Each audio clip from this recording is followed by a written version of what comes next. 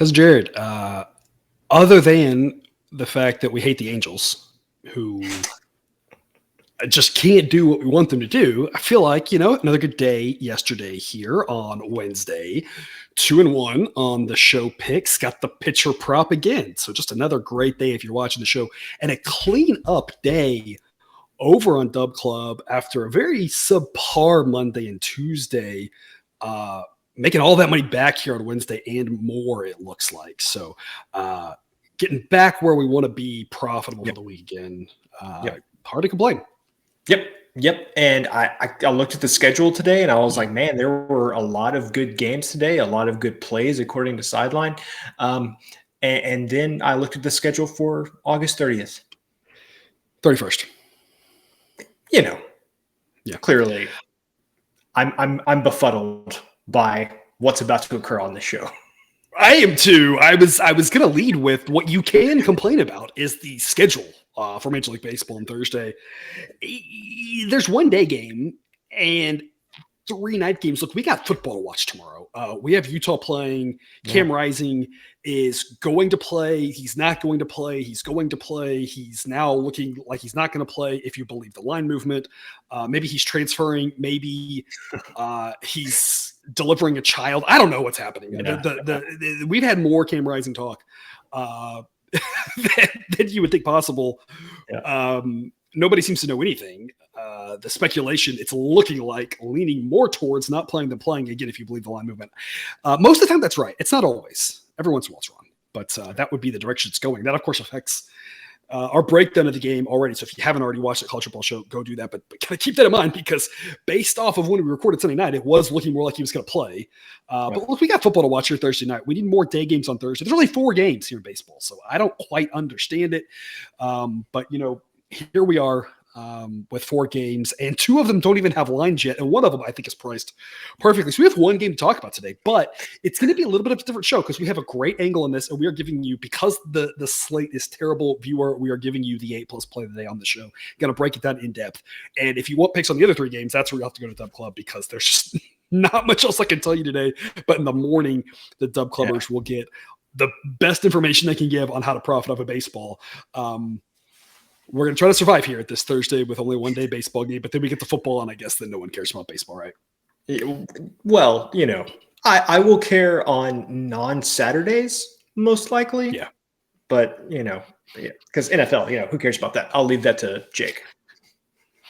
The game that we're going to cover here tonight, Marlins and Nationals, it's not going to be necessarily the best baseball game you've ever seen either. It's there'll be football on.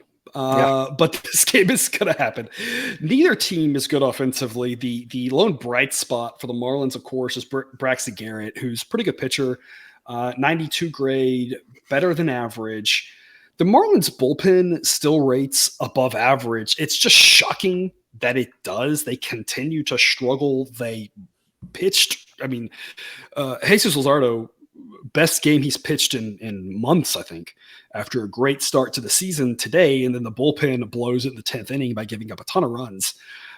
They lost probably one of their pitchers today with, I have to assume, a broken hand on the line drive back to him. So this Marlins bullpen gets an 88 grade, but I don't quite know how it's hanging on to that. It's probably not that good in its current form. Nationals have been playing fairly well, though. We've talked about that. We did fade the Nationals by the team whose jersey that I'm wearing right now, and had the Blue Jays, who thumped them here as one of Jake's favorite plays here of the day on Wednesday. But the Nationals in their last 30 games are 19-11. The Marlins are 12-18. One of these teams is playing better than the other one right now, and that has to matter a little bit. Model says the Marlins win 55% of the time on the road. They should be favored. They're the better team, but they're on the road, so they shouldn't be too big of favorites. And again, when you think about how they're playing, they can't be too big of favorites. And that's what leads us to the play of the day, Nationals plus 143. This is a math show, and this is a lesson here in math. Again, this is the type of thing we've done all season long. It's all about taking numbers better that have better probabilities of winning than the sports books odds imply, whether that's plus minus, whether that's big or little. That's what it's all about.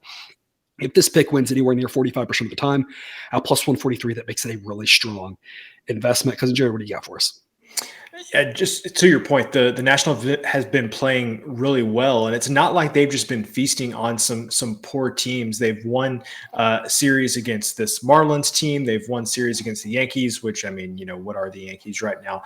The Phillies, the Red Sox, the Reds, and so they've been beating some fairly decent teams. It's not like they're just going out and beating the Royals every week. So they've been playing pretty well. And the other thing I will say is that I noticed at one point last week, I was starting 4 Washington Nationals on my fantasy baseball team. I don't know what that says about my fantasy baseball team. Might be grasping for straws at some point. But CJ Abrams has stole 29 bases over the past 2 months. Meneses, not quite sure how to pronounce his name. He's been playing really well lately. Stonewall Garrett was really Stonewall. God, it's like a Civil War book here. I was just about to say, was he a general in the Civil War? Well, it really gets my, thinking about the Washington Nationals and just the pageantry that is the National Mall really gets my blood flowing on history. Excuse me, but it's Stonewall Jackson, yes, was the general. Yes. Stone Garrett is the outfielder for the Washington Nationals, was playing really, really well, and then got hurt, hit the 60-day IL. The catcher, Ruiz, has been really, really solid as of late. So, yeah, I just feel like, you said there, your stats said that the Nationals' offensive grade was about an 81. I feel like that's a little tick low for how they've been playing recently. Not only their record, but just some of their players stepping up and being hot at the plate the past month or two.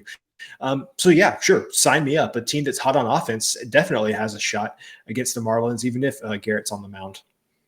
Was Manassas one of the tribes of Israel? Is that how that, something like that, right? Well, there was also like a battle of Manassas during the Civil War. Yeah. So, I'm kind of blanking on the guy's name now. Meneses? That's it. I just don't know how to pronounce it. Yeah, when there's one game, folks, we get weird on the show.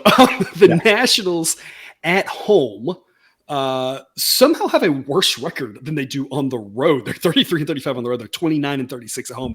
But of note, the Marlins are 28-36 on the road. So these teams have very similar records when you look at Marlins on the road and Nationals at home. So that would indicate it's kind of a 50-50 contest. You look at the last 30, the Nationals would actually be favored. Obviously, you can't just look at those, but there's just some supporting information as to why the Nationals have a chance. Doesn't mean they will win.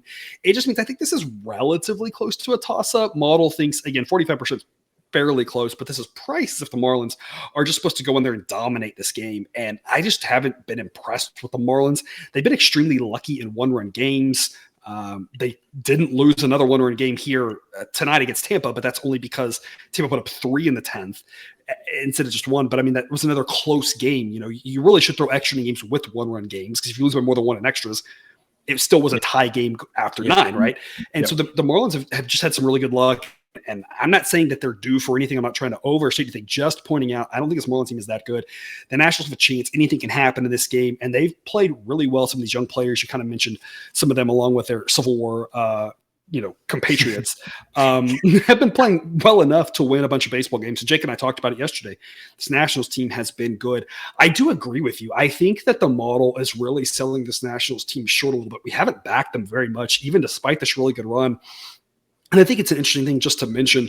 If I start weighting what's happened recently too heavily, we really start kind of chasing our tail overall. But that doesn't mean there aren't situations where that should happen. And that's where we use the model as a tool in our toolkit.